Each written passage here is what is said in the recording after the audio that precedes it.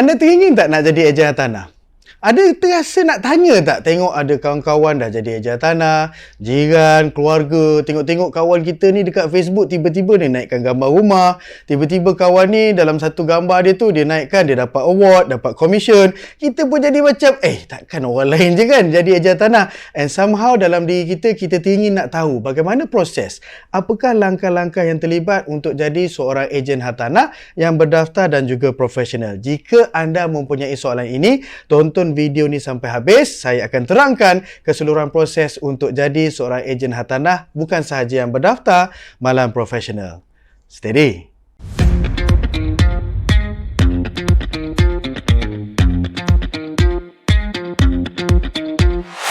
Baik, bersama dengan saya, Erman bin Taib, selaku seorang perunding kewangan. Masa yang sama, saya juga seorang ejen hartanah berdaftar. Baik, sekarang ni kita pergi kepada step 1 dahulu. Katalah kita sebagai seorang awam kan, tak tahu apa pasal hujung pangkal dunia hartanah, perunding hartanah, ejen hartanah, ada orang panggil ejen, ada orang panggil perunding. Okey, kita kemaskan yang tu dahulu. Bila kita mula-mula nak mulakan kerjaya sebagai ejen hartanah ni, kita tak dikenali sebagai ejen hartanah. Kita dikenali sebagai perunding hartanah, atau dalam bahasa Inggerisnya dikenali sebagai real estate negotiator. Habis tu, yang ejen hartanah tu siapa? Ejen hartanah ni adalah mereka yang dikenali sebagai registered estate agent. Mereka ni adalah orang nombor 1 dalam agensi. Mereka layak, berhak untuk membuka satu agensi dan employ dan juga mengambil 50 perunding hartanah pada satu masa bagi satu principal, bagi satu registered estate agent. Okey, cerita registered estate agent ni kita buat dalam video lain.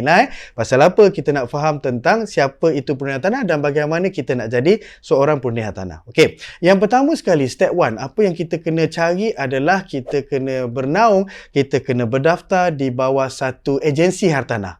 So, mana nak cari agensi hartanah? Ini subjektif, bergantung kepada kriteria individu. So, beberapa kriteria saya boleh cerita dalam video ni adalah, contohnya, orang biasanya senang kalau agensi hartanah tu dekat dengan rumah kita. Kalau dia buat meeting, kalau dia ada buat training, ada program, ada event, ada makan-makan sebagainya kan. So, senang kita nak pergi. Pasal apa? Logistically, dia punya location tu dekat dengan kita. Ini selalu menjadi kriteria utama lah. Yang kedua, kita kena tengok juga bukan sahaja dekat. Yang penting yang kedua ni, iaitu apa support yang disediakan oleh agensi tu. Kalau kita pergi kat agensi tu, kita tanya kan, saya berminat nak join awak sebagai seorang perunding hartanah. Apa support yang awak sediakan? Support ni terdiri daripada dari segi training, education, team building kalau ada, kemudian dari segi facility, dia ada sistem ke, macam mana sistem claim, sistem tengok listing. Ini semua bercerita tentang apa facility yang disediakan oleh satu agensi tersebut. Soalan yang ketiga kita nak tanya agensi tersebut adalah,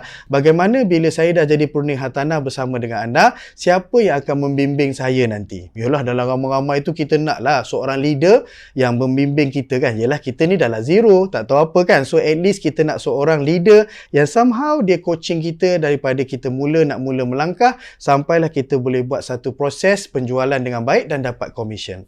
Okey, itu yang pertama, kita bernaung di bawah agensi. Maka agensi akan keluarkan satu kontrak yang dinamakan sebagai contract for service. So, maksudnya kita bernaung bawah agensi itulah. Tak kisahlah sama ada dalam bentuk part-time ataupun full-time. Okey, yang kedua, apabila kita dah bernaung di bawah agensi, yang kedua, kita kena hadir satu kursus yang dikenali sebagai Negotiator Certification Course, NCC. NCC ni adalah 2 hari kursus yang dikeluarkan, yang diwajibkan oleh Lembaga Penilai Penaksir Ejen Hartanah dan Pengurus Harta Malaysia. Sebab itu, kerjaya perunding hartanah ni sebuah kerjaya yang profesional kerana dia bernaung di bawah satu lembaga yang ada memantau kerjaya profesional tersebut. Jadi, lembaga ni suruh pergi apa? Suruh pergi kursus 2 hari. Dan jangan bimbang.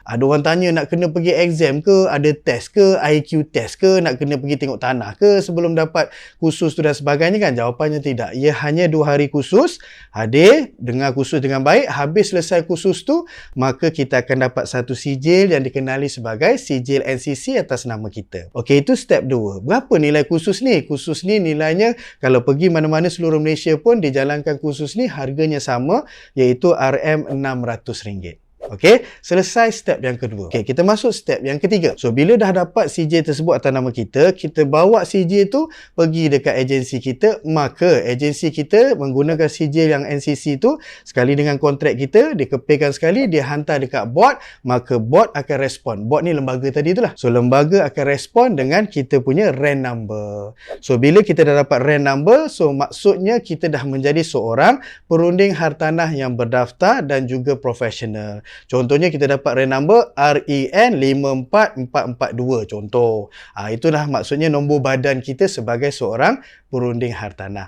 Okey, itu step yang ketiga. Step yang keempat, ada lagi. So, bila anda sudah ada RAN number masing-masing, apa tunggu lagi? Bismillahirrahmanirrahim. Mulalah berkarya, mulalah berkerjaya, mulalah membantu orang yang nak beli rumah, orang nak jual rumah, orang nak sewa. So, berkaryalah dengan baik dan mendapat komisen daripadanya. Berapa banyak komisen kita boleh jana? Wallahualam, atas rezeki, kesungguhan, kesabaran dan komitmen masing-masing. Okey? So, doa dan harapan saya bagi anda yang menonton video ini, kalau dapat membantu dan membimbing anda, boleh memulakan kerjaya perunding hartanah dengan baik, insya-Allah. So, sekiranya video ini membantu anda, harapan saya semoga anda sudi untuk like, komen, share dan juga subscribe. Jumpa anda lagi di video akan datang. Stay ready.